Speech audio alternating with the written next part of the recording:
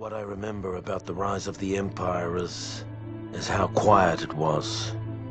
During the waning hours of the Clone Wars, the 501st Legion was discreetly transferred back to Coruscant. It was a silent trip. We all knew what was about to happen, what we're about to do. Did we have any doubts? Any private, traitorous thoughts? Perhaps, but no one said a word. Not on the flight to Coruscant, not when Order 66 came down, and not when we marched into the Jedi Temple. Not a word.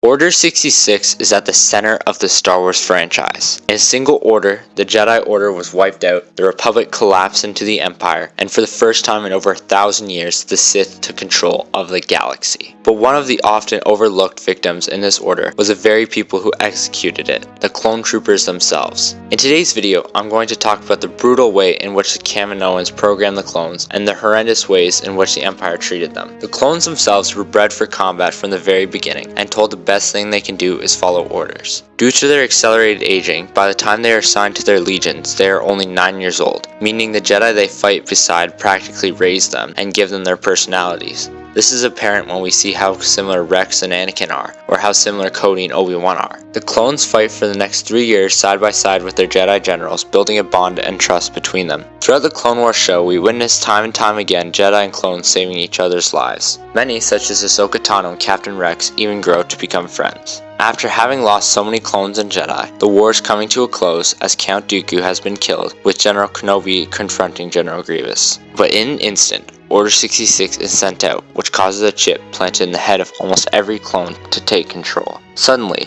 the clones have no control over their own bodies, but still witness everything they are doing. Without being able to stop themselves, they watch as they raise their blasters and attempt to gun down the very friend and general they've fought under for years. In many cases, they are also forced to gun down the Jedi Padawans as well, who they've grown close to, and who are often very similar in age to themselves.